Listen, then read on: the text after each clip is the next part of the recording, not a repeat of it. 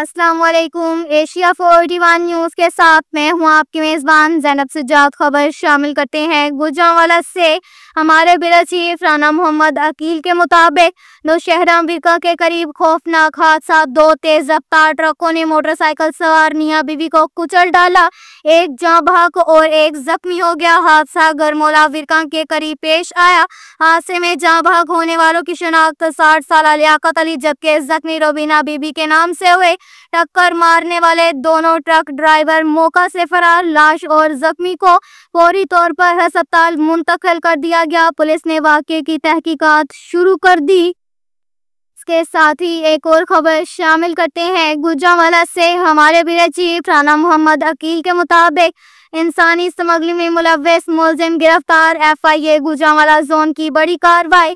انسانی اسمگلنگ میں ملوث ملزم گرفتار۔ گرفتار ملزم کی شناخت محمد رضا تبسم کے نام سے ہوئی۔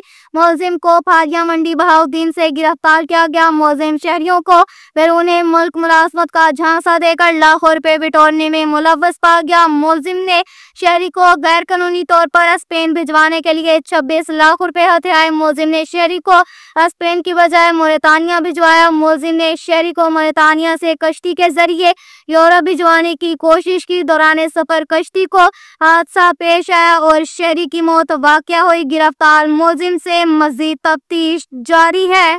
اب تک کے لیے اتنا ہی کافی ہے۔ مزید خبروں کے لیے ہماری ویب سائٹ www.asia41.tv وزٹ کریں۔